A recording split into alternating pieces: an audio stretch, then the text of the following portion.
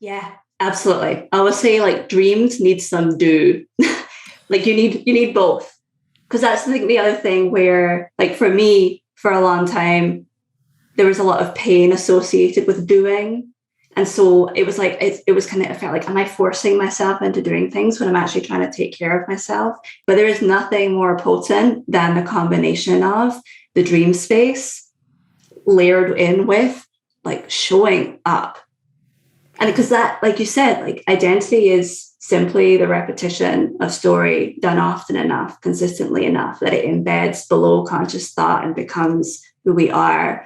And we say that that's hard, and it is, but also we have plenty of evidence of doing that for the entirety of our lives up until this point, except it wasn't conscious. Like, like we've been creating evidence about who we are all this time, except that often for many of us, like we didn't get to choose what that identity was, or part of that identity construction was someone else's idea or society or expectation or whatever. So it's like, it's the same thing, except this time we're choosing our life all over again. Like you say you want to be anything, cool. Literally the only thing standing between that is like fear and stories that like the stories that manifest from that fear. You said something, really powerful there about for you, there was the pain of doing, or you associated the pain of doing. Tell me a little bit more about what did you mean by that? Yeah, yeah. So I think that, not I think, I know, I lived it. So much of like, I think that if you can look at every single choice that you make throughout a day or throughout a life, it's either mobilized from a place of fear or not enoughness, or from a place of love and I can. And when I look at what fueled my life, again, not necessarily consciously, but from a very young age, it was not good enough, not good enough, not good enough. In order to be okay, we need to look this way. In order to be successful, it has to be this way. Like it was always through the lens of, you are not okay who you are right now. Like who you are right now is not, it's not nearly enough, and it's not good enough. And I think that, again, fear is a powerful mobilizer. Getting out, like pain is a part, it lands in our system like so strongly. And again, like you can leverage it if you want to. But for me, it ended up with me creating a life that was very much of externalized worth. So like I had all of the shiny objects out here. I had a good job. I looked the part. Like I was able to somehow survive on like less than 10% body fat for like vast swathes of my life. But what was going on? Like, how was I feeling about that creature? Like the version of Iona that was kind of roaming around in the world. And it was intolerable. And I had to do, like, I was really forced into a reckoning with my own body because it just started to break. Like I didn't have a period for the vast majority of my 20s. On diets that I'd previously been very compliant with, I just couldn't. And I was also caught in like an extreme like diet restriction binge cycle. And I'm talking like 10,000 calories, hiding stuff, eating out of rubbish bins. Like that was how wretched it was getting and how painful it was getting for me. And so that's what I'm talking about. And again, that was the extreme like culmination of all of it. I think so many of us on the day-to-day, it's like, what is mobilizing you here? If you can get behind this and actually look at it, what is mobilizing you here? Is it someone else's approval? Is it because you don't think you're good enough? Like, what is mobilizing any of this? And I'm not saying that I have like arrived on the other side where that stuff, like sometimes I'm like, oh yeah, there you go. Getting mobilized by fear, getting mobilized by not enoughness, but I'm aware of it. And also like a huge amount of my life decisions now come from a place of, I like myself. I can, I will, I believe that I can. And trust me, Sandra, like who I was, who I am, like the difference between those in not even that much amount of time. If anyone is like, oh no, this is just me and this is always will be, trust me, I've been there. It doesn't have to be that way. Like a life built on like doing the work to realize you were always worthy, You were always okay. You were always lovable. You don't have to do anything to earn any of those things. Like getting that embedded as an identity, that's like, I often say like, that's the renewable energy you get to run your life on compared to sort of toxic fossil fuel. There's a difference. What was that bottom for you? Because, for anyone who's listening who might be in that bottom, what was your body started to break down, but there are a lot of people whose bodies start to break down. It doesn't lead to them making the change. What for you was different in the time in that moment when you decided something had to change? Yeah. I remember it very clearly. It was a span of a week. I'd somewhat recently moved in with my partner, and I'd been like hiding. I thought that if I moved in with him, that then I would no longer have all the like secret eating like issues that I had, because I thought he would like having him there would like force me into compliance with myself and my goals. It wasn't true. So anyway, I ended up taking a whole week off work. I was working as a creative director at the time. I took the whole week off work, and I basically ate in excess of about 10,000 calories every single day that week. It didn't even feel like I wasn't even there. Like the soul had left the building. Like it was just like, and it felt necessary. The hunger, like the literal hunger that was in my body, it didn't feel like mine. It felt like animal-like. It was just off. It was just an awful, awful feeling. And I also remember walking to the bathroom, and I looked in the mirror and I couldn't even see myself. And it was one of those moments, like, intensity forces clarity. I was like, I don't know what or who I am right now, but this has to stop. Like, I can't, like, this cannot continue. And it sort of coincided with me it was my 29th birthday. It was around about that time. And I was like, one, I am not going into the next decade like this. And also I had sort of somewhat recently found out I was going to be an aunt to my niece, my niece Evie, who's now 3 and a bit. And I was like, she is not knowing me this way. I will not be this, like, this is not the Iona she's going to get to know. Like, she's going to have to know someone different, because I'll drink my own poison all day, but I will not feed it to her. And that was a very sort of, on top of all of it, that was a very like forced moment of clarity about who I was being.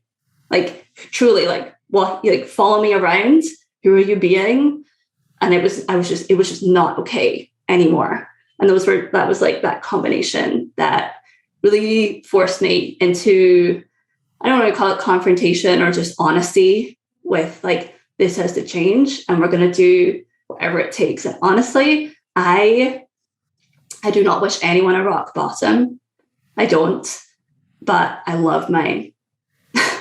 Well, and so what was the practical step that you took? Like, how do you go from you're standing there looking at yourself in the mirror, just, I can't even imagine that moment. What then happened that led to you making the change? Yeah. So on a practical level, I literally stopped dieting entirely. So that is a huge part of my... What was it about food? Because, we all deal with our pain in different ways. Some people do drugs, some people drink, some people will shop. What was it for you? Why was it food that was your drug of numbing?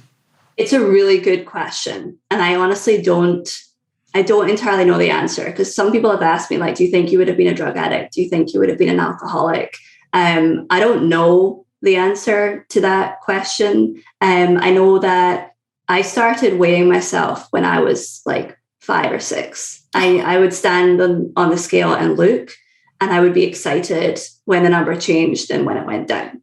And also like I've said, like, I spent a huge amount of my life in athletic pursuits.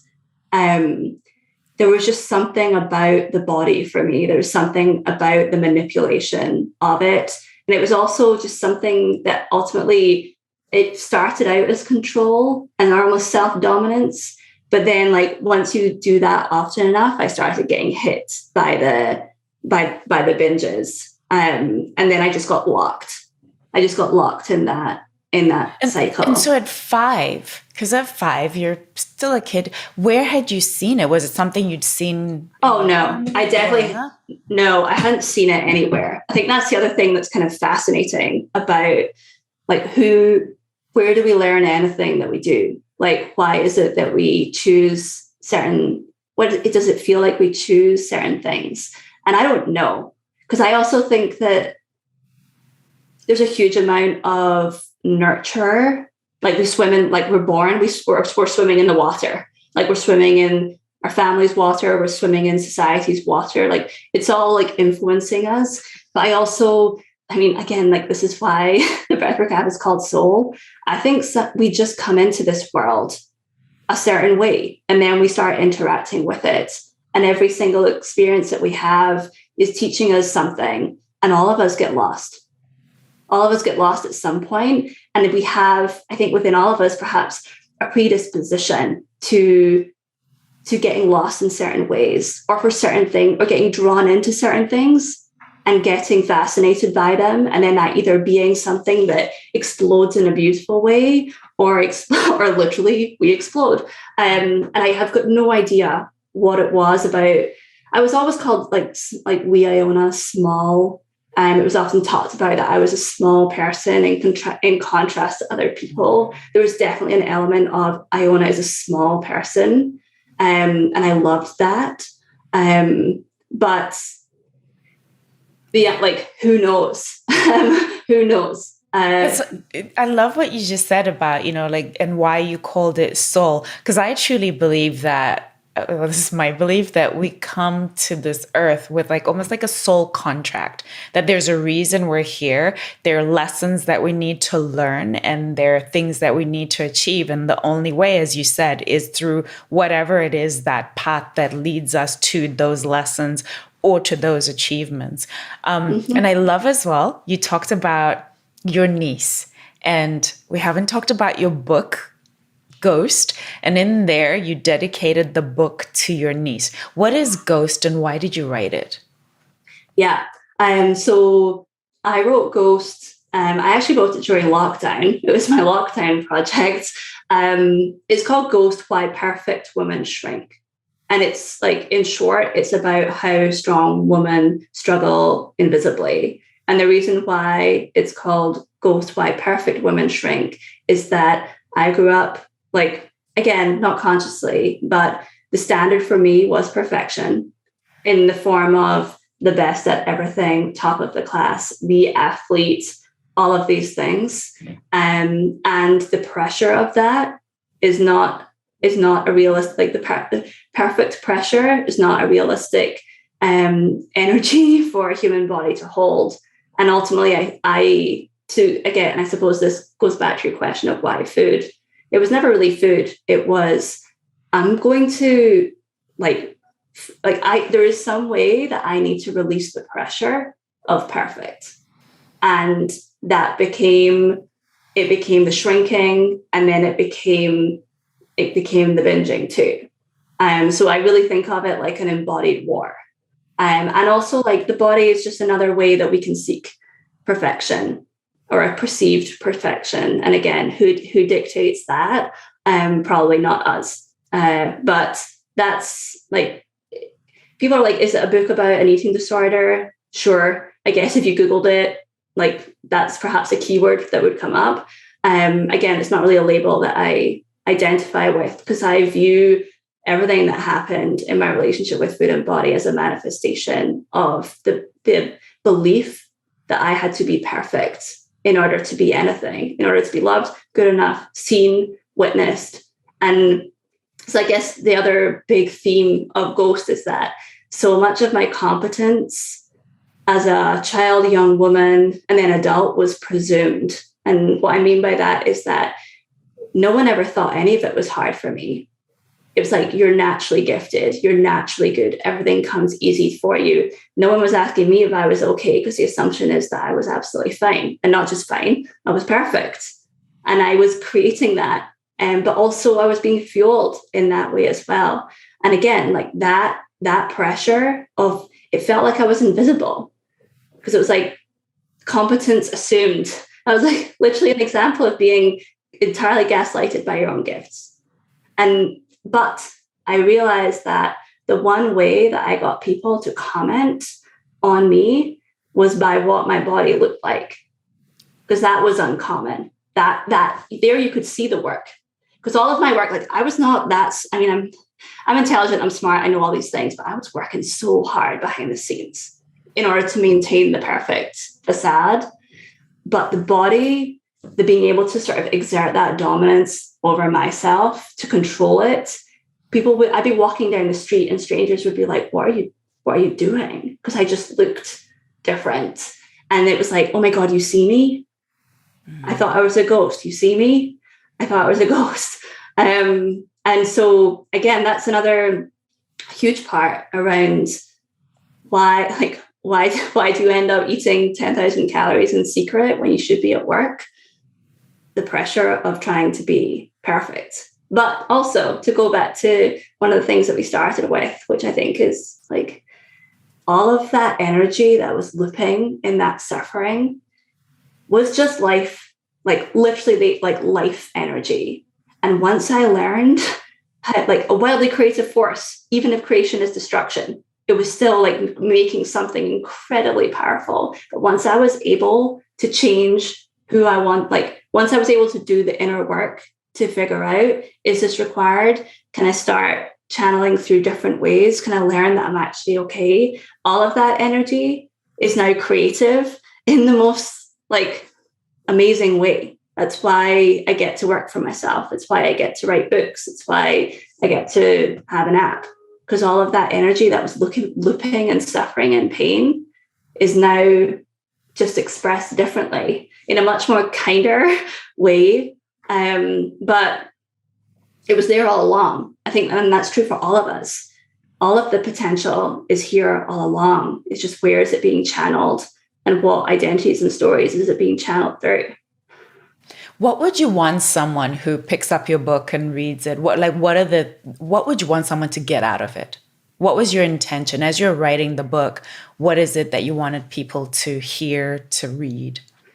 I love this question. So my big goal for Ghost is that women like me feel seen by it, and also walk away with the very clear knowing that they are not special. And what I mean by that is, you are not alone. Because I think we get, all of us in our own ways, like no one would get it. This struggle that I have, or this pain that I have, or this story that I have, it's mine to hold. It's uniquely my thing. Like you wouldn't get it. You wouldn't understand. There is something incredibly destructive about thinking that you're special. And I don't mean that you're not like an amazing, like I said, we all have like beautifully inherent worth, but thinking that you are special is 1 degree removed from thinking that you're alone. And none of us are alone or uniquely special in the experiences that we have. It's just some of us are talking about it and some of us are not. But at the end of the day, like we are all human beings breathing, with like many, like you said, like you can call soul contract, curriculum, whatever you want to call it. So many of us have these shared experiences. And so that's the consistent feedback, or perhaps not consistent, yes, but the most important feedback I've got about Ghost is, I thought I was alone. I'm not. Like this book saw me. It's like, yes, because they're like thinking that you are out there alone with your own thing and your own special thing is that's a lonely, lonely way to live. Was it a hard thing for you to see yourself as you're writing this book? Because it's a very different, I feel like it'll be a very different thing, when you're thinking about where you've come and the journey that or even if you're processing it through a therapy or whatever, It's very different when you actually put pen to paper and write the words. What was that process like for you to put it in writing? Yeah. People often ask me, like, was the writing of Ghost very painful? Actually, it really wasn't painful. I found it very healing in many ways. It was one of those things also that felt like a gift to, I mean, I'm not saying I didn't, anyone who says that writing a book is painless is talking nonsense, but there was, and talk about identity creation. I like showing up every day and saying, all I have to do is write 250 words today. And that's literally how I wrote the book, 250 words every single day until it was done. There was something, it was a gift that I was giving back to myself, because I grew up as that. I was the one that was going to write a book. I was going to be famous young. And then like, I had no energy for anything by the time I was in my 20s. It was just pure survival. And so, yes, like I wrote this book for other people, but this book was a love letter to the me that survived. Like, we're here now and we're actually doing it. So like that got me through a huge amount of it. And actually, I think the thing that now I'm like looking around, because I definitely, it's right here. Like reading this now, and this is what I say, because I work with women now and something like small business owners, and they're like, what's the right thing I should do? It's like, there is no right thing, just the thing that you're capable of creating right now. Because I can tell you this, I could not write this book now. I'm too far away from it. I've moved beyond that, in the sense that I am not so, like when I wrote this, I was still closer to the experience. I was closer to the pain. It was still very much part of me. But as 2 years have gone since I was sitting down and writing this, I never could write this book now, because I don't have the same access to how I felt then, because I'm more healed.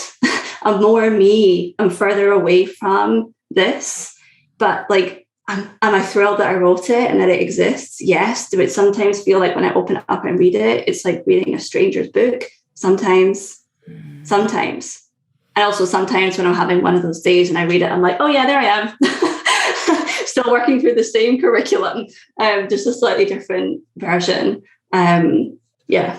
Do you have any fear? Is there ever a part of you that is afraid that I could go back to being that person again? Yeah, I've been asked that as well. And I'm never going to say never, but because who am I to say, like, who knows? I just don't see it. I really don't. I don't see it. Because all the work that I've done to be more me in the last nearly 4 years now, it just feels like that's in me now. I can't forget all of the work that I've done to be me in this world. Like, there's no way. It feels like the biggest safeguard ever. I'm not just going to forget that we tell ourselves. I didn't even know what identity was before I started doing inner work. I didn't know what a belief was. I didn't know that the stories of our lives are created. I just thought it was me. I just thought I was broken. I just thought I was the one that was always going to be struggling. I didn't realize that, like, me, whoever this is, like soul, whatever you want to call it, all of it's made up. All of the stories, all of the beliefs, all of the identities. And that's they're arbitrary in the sense that you can change them and choose them. But before I had that awareness, I just thought it was me. I thought I was broken. I thought I was like, it was so enmeshed. And I don't think you can ever forget awareness once you have it. How could you roll back awareness? I often call this like the installation of baseline kindness and awareness in your life. Once that has been installed, I don't think it's funny how we use technology as a metaphor for humans, but we all understand it. It's like, once that operating system is alive and present in your life, like, I don't know what's going to shift that, because you're always going to have it. You're always going to be able to observe yourself and witness yourself and take a look at yourself like a curious creature. And once you have that, I just don't see how you can lose it. So that feels very protective. Yes, someone said, I wish I could remember who said it to me this past week, who said that awareness, just having awareness is transformation, because you can't unknow what you now know, right? So now then you're presented with, okay, you're aware, you now know, do you choose to stay where you are? I guess it's that whole matrix, blue pill, red pill thing. Totally. Once you know, you can't pretend you don't know. Right. Exactly. And I think also like there's a realism to, I like that you use soul contracts. There's a realism to all of our lives. We think we're very complicated, but there's like certain ways, certain things that we're always going to be working on. Like my story with perfectionism, it's not that it's dead and gone, but it's just something that I'm aware of now. Like there forever perhaps will be that thread in me that's like, it needs to be better or not good enough. And it's not loud in the way that it was. It doesn't dictate my life in the way that it was or in the way that it did. But to say that I never have a thought about, maybe I'll just eat less today. Of course. But it's like identified as a thought. It's identified as a remnant of past identity. And when you have that, like, I'm not going to start listening to that. I'm going to recognize that. I'm going to be curious and interested. Oh, interesting. Why am I thinking that? Like, where did that come from? And again, like, that's where pause, breathe, witness, independent of self, a thought passing, a feeling arising, anything. And then you have a choice. Like, you have a choice. You have just enough space between you and the thing. And then you have awareness. And like you said, once you know it, you don't forget it. Tell me real quickly before our time is up, about the artwork in the book. Like what was it that made you decide to create it? It's very interesting visually. Yeah. So I didn't create the art. Actually, a client did. So it's a kind of beautiful layer that I haven't really talked about much, but I was working with a client at the time who I sort of colloquially call people who work with me sometimes ghost women. If they read this book and they're like, that's me, they're a ghost woman. If they're not, but they're just somewhere in the ripple, that's something else. But she was very much a ghost woman. And I just started working with her. She was an artist. And so I asked her to illustrate the book. And it was kind of an amazing thing because she was so close to the content, because she was living out her version of it at the time. So to the point I was making earlier about like, I feel I was 2 years out of pain. She was right there in it. And so I just gave her the manuscript and I gave her free reign to like, what does this chapter feel like to you?